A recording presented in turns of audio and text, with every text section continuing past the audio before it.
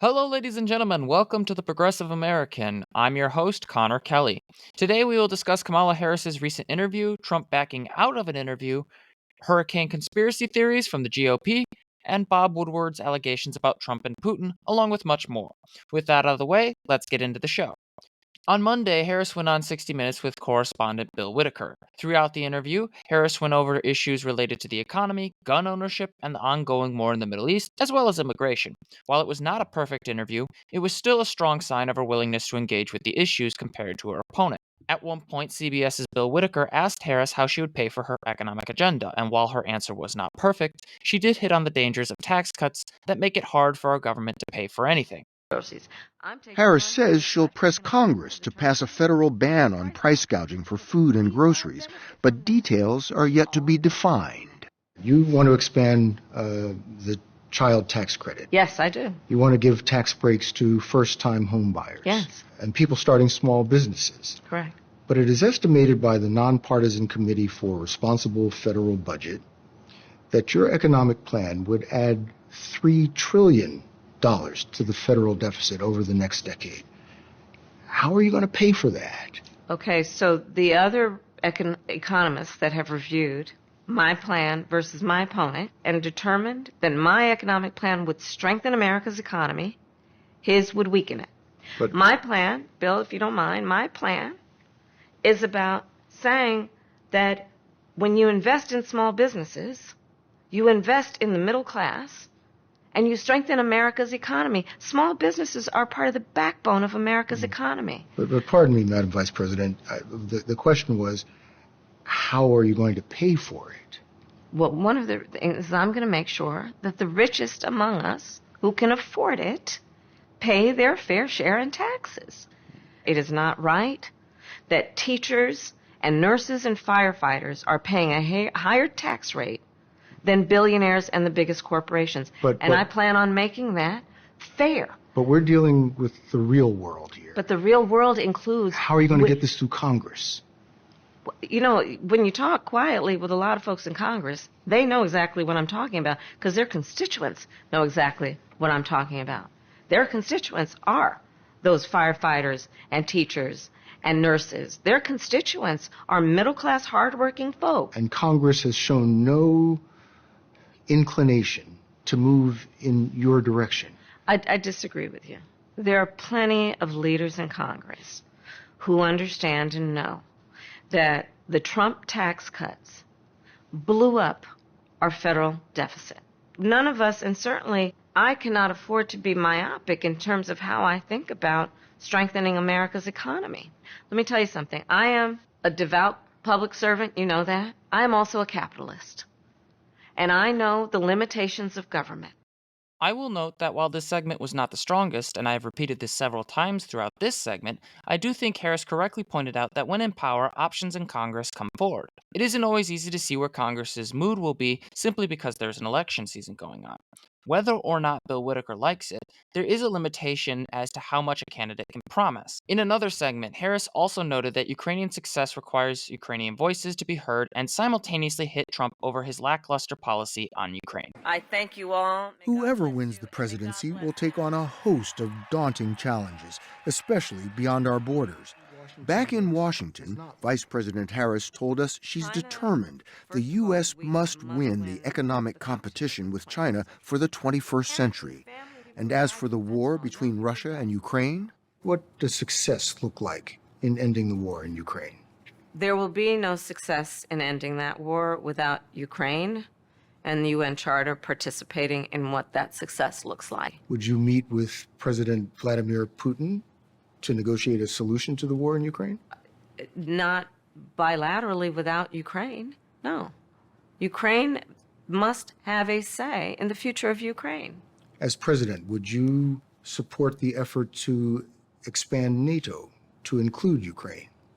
Those are all issues that we will deal with if and when it arrives at that point. Right now, we are supporting Ukraine's ability to defend itself against Russia's unprovoked aggression. Donald Trump, if he were president, Putin would be sitting in Kyiv right now. He talks about, oh, he can end it on day one. You know what that is? It's about surrender. I'm particularly fond of this answer because not only does it allow for flexible policy to respond as needed to help Ukraine defend itself, but it makes clear that Donald Trump is not fit to handle the Russo Ukrainian war. Ukraine did not start this war, Russia did. And if Putin is permitted to wage his war of aggression with impunity, not only is Ukraine in trouble, but the reputation and well being of the United States will also suffer. The stability of the world would suffer severely if Russia were to take Ukraine, as it would now be next to a NATO country in Poland. It is especially important to defend Ukrainian sovereignty, not just to avoid a larger war, but to ensure Russian aggression can't continue unchecked. Trump doesn't have a proper response to this kind of aggression because he's a useless contrarian. He is always interested in undermining what he sees as the established thinking, even if he has no reason to do so. And I'm very pleased to see that Harris has made that point in this interview. While she could have done better in some areas, I am excited to see Harris taking up this interview along with many others. Speaking of interviews, for our next story, we turn to Donald Trump and his relationship with 60 Minutes.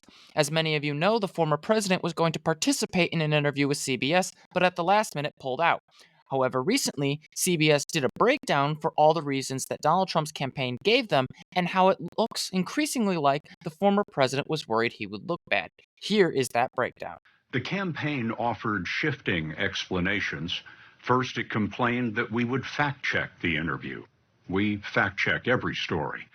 Later, Trump said he needed an apology for his interview in 2020. Trump claims correspondent Leslie Stahl said in that interview that Hunter Biden's controversial laptop came from Russia. She never said that. Trump has said his opponent doesn't do interviews because she can't handle them. He had previously declined another debate with Harris, so tonight may have been the largest audience for the candidates between now and Election Day. Our questions addressed the economy, immigration, reproductive rights, and the wars in the Middle East and Europe. Both campaigns understood this special would go ahead if either candidate backed out. And so, with that, here's Bill Whitaker. The fact that Donald Trump had to make up reasons not to participate in the interview, all while refusing to debate Vice President Harris and claim she can't do an interview, is ridiculous. It is cowardly and low. It does absolutely nothing to show Donald Trump's strength, his policies, or his qualifications to be president again. His unwillingness to sit down and discuss key issues is an indictment on his campaign.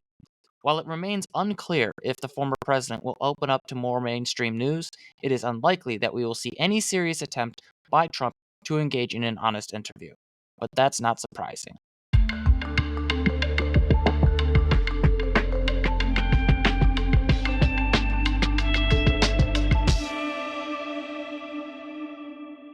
For our next story, we turn to hurricane conspiracy theories. As many of you remember from my last podcast, I went over Hurricane Helene and its impact on the local population. Since then, however, Trump and his allies have continued to engage in conspiracy theories that not only put people at risk, but make the issue of how to respond to Hurricane Milton even more difficult. Last Friday, Donald Trump alleged that $1 billion were stolen from FEMA to help migrants.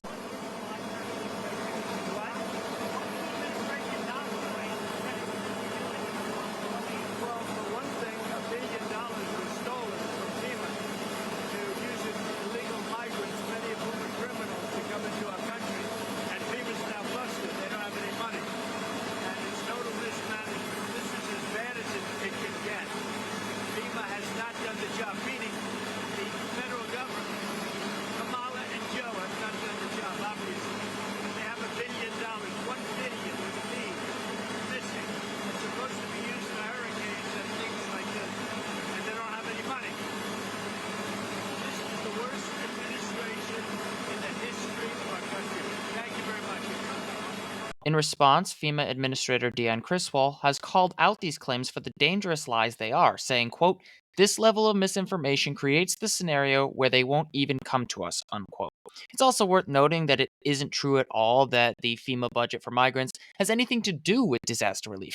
It's an entirely separate fund.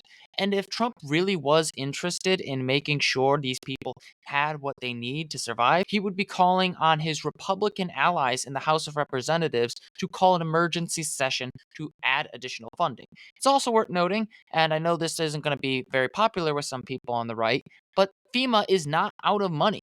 While FEMA has gone through budget deficits in the past, Congress can always up their budget, something that Trump is not even willing to acknowledge. But he is not alone in spreading these lies. Representative Marjorie Taylor Greene, somebody who could be pushing for an emergency session or do anything that a normal person would do in this environment, is now insisting that Democrats control the weather. Yes, you heard that right. You heard that absolutely right. A sitting member of Congress, who is very likely to be reelected, is claiming somehow an unknown group of Democrats are controlling the weather. This is where we are at, ladies and gentlemen. At a time when hundreds of people are dead and more are dying, these people are taking advantage of this tragedy for their own ends. So if there's one thing I can emphasize, it is that nobody, and I mean nobody, should be listening to these people. If you are in an area that is impacted by this hurricane, please listen to government officials. They will help you. Seek out any and all assistance they can provide to you because they will do everything they can to keep you safe. Regardless of your party affiliation, you deserve to live safely without people like Donald Trump and Marjorie Taylor Greene taking advantage of your situation and leaving you to rot with misinformation.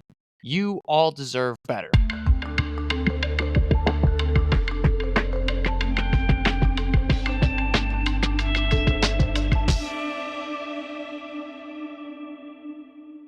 For our final story, we turn to the author Bob Woodward. Recently, the acclaimed author revealed in his upcoming book, War, that Donald Trump was sending COVID-19 tests to Putin when America was suffering a shortage, and that as many as 7 private phone calls have occurred between the two after Trump left office in 2021.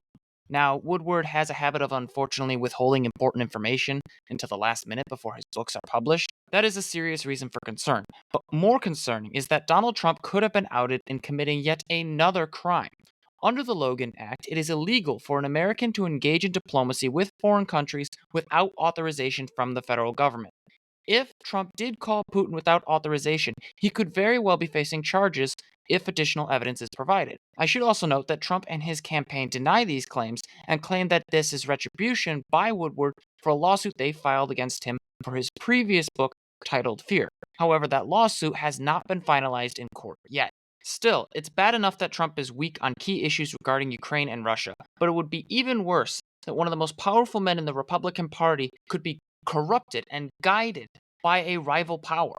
It is unacceptable, but we will just have to wait and see what comes of this story. Thank you very much for listening. I hope you enjoyed this episode of The Progressive American. If you would like to check out my other work, you can go around on my YouTube channel at The Progressive American, or you can check out my newsletter at theprogressiveamerican.com. Thanks again for listening and have a wonderful day.